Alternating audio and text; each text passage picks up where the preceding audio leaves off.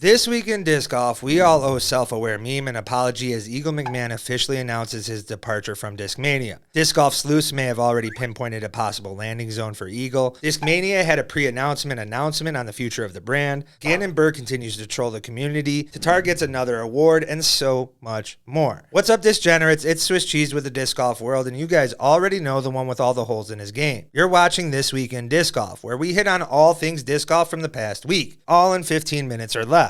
Guys, if you're returning, make sure to subscribe already. And for those of you who already have, thanks yet again, it means so much. The entire week's buzz has surrounded the latest Eagle news, so let's begin there. Eagle made his departure official this Monday despite it being mistakenly teased by him days earlier. Self-Aware Meme, I would like to take a moment to apologize for any speculation I had, but you deserve full credit on breaking this announcement, even if the entire community was expecting it. The announcement officially ended the 9-year relationship where the player and brand grew in unison during that time. Eagle became one of the top-tier talents in the sport while still only being a mere 25 years of age, while Discmania established the brand to the likes of some of the biggest manufacturers in the sport. This also marks a chapter end as Eagle was the last remaining part of the famous Crush Boys that were so intertwined with the brand for nearly a decade. And what he has done for Discmania this year alone certainly needs to be acknowledged, and for some might have even been controversial. There was warning signs during this past year that may have alluded to contract discussions that were being held during the season, including his famous disc golf drama tweet. Understand, unlike other professional leagues, conversations with manufacturers and players can be had at any point.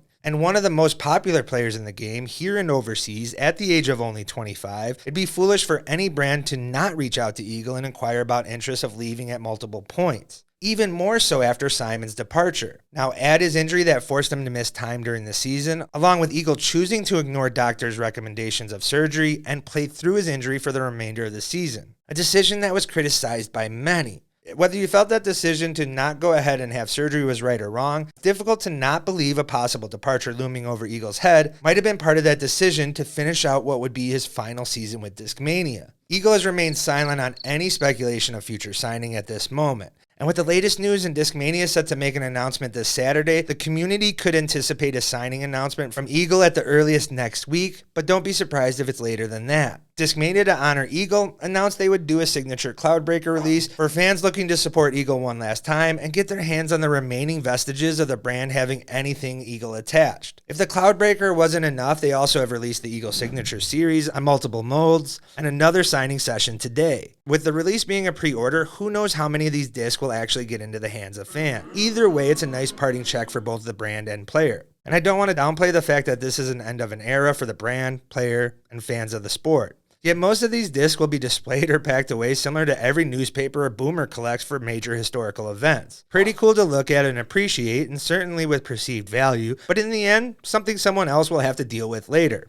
No different than your buddies who still have those unthrown JC commemorative envies, and those have only been collecting dust for 2.5 years. And yes, I did still buy a Cloudbreaker with all that knowledge. My will is just too weak.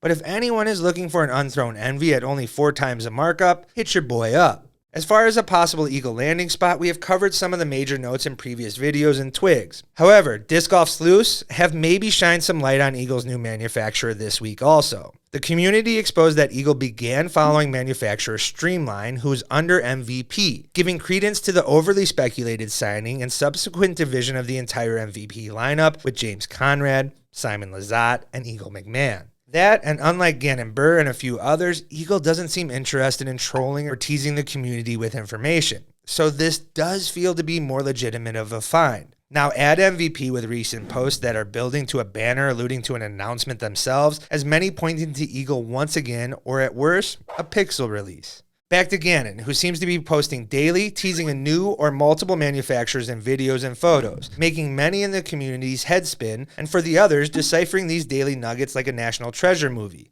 You got him throwing hooligan, putting on MVP baskets with what seems to be a propped up Innova driver in the background, asking for overstable envy runs on the MVP collector page, and one of my favorites, his friend stealing and wearing his hat in full Discmania apparel. It is nice to see Gannon having fun during this offseason, considering what he went through last season. But it is becoming more and more evident we need some actual disc golf already, because these announcements, teases, and speculation-inducing posts are getting tiresome. The end might be near, as the Eagle piece was one of the final straws needed to close out the remaining offseason. At Discmania teasing the Future is Here announcement that will go live this Saturday, many are expecting that this will be the anticipated Gannon Buhr signing announcement, and I hope for the community and all that is holy that it is. Because I don't want to be hit with a brand remodel and another week of when or if Gannon will go to Discmania talks, and even worse, added Gannon trolling. I've already done this for over a year now. Let's get into even more offseason announcements and teases that don't involve Eagle or Gannon. Hannah Wynn announced she signed with Discraft, as many are anticipating a future follow-up announcement to the brand coming from boyfriend Chris Clemens. However, with Clash teasing a future announcement themselves, a possible marketing fit too good not to mention, a Clemonade Tour Series disc and Clash food lineup is too easy of a fit. Another name being attached to Clash announcement is Nicholas Antala, who also just departed Discmania. With most of the discussions revolving around Gannon and Eagle, Nicholas news is being pushed to the back burner on the off-season stove. A talented young thrower with skills to compete for wins, who is yet to be marketed here in the States, could benefit a number of manufacturers.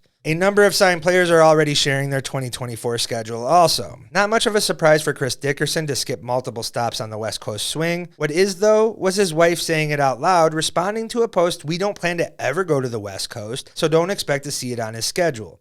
Kona announced she has just started putting practice again. It's sad news that talented thrower Gavin Rathbun is leaving Dynamic and taking some time off to recover. Gavin has been dealing with injuries for 2 years and unclear about his future. One of the most positive disc golf pros on tour, who always makes time for fans, and one of our very first interviews. Disc Golf World and I wish him the best on his recovery. Katrina Allen, along with Austin Hannum, are working on some form drills, hoping to regain control of form issues that plagued her late in the season. Austin Turner leaves DGA.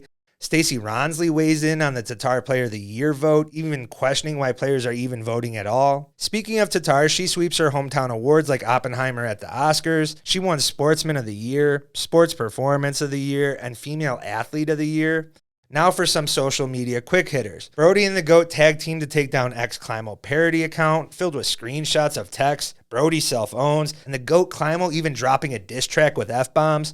Danny Disc leaves Dynamic after years of working their socials and content videos. Some are saying this is the smartest decision for Danny since shaving his flesh-colored beard. Take a moment for a call to action, because someone better check in on Matty O after Nick Saban retires. Sully Tipton's heading to New Zealand for some fly fishing, fish and chips, and Lord of the Rings sightseeing. Holland Hanley built a disc golf course. There is zero chance there's OB on that one, right? Gannon builds another Lego set, this one being the Avengers Tower. You can't tell me once Gannon gets a house of his own with his new contract, feel like he'll have a slide, little furniture, tons of dino nuggets, and a bunk bed to allow maximum room for activities. James Proctor completes a marathon. Every pro is already tired of snow.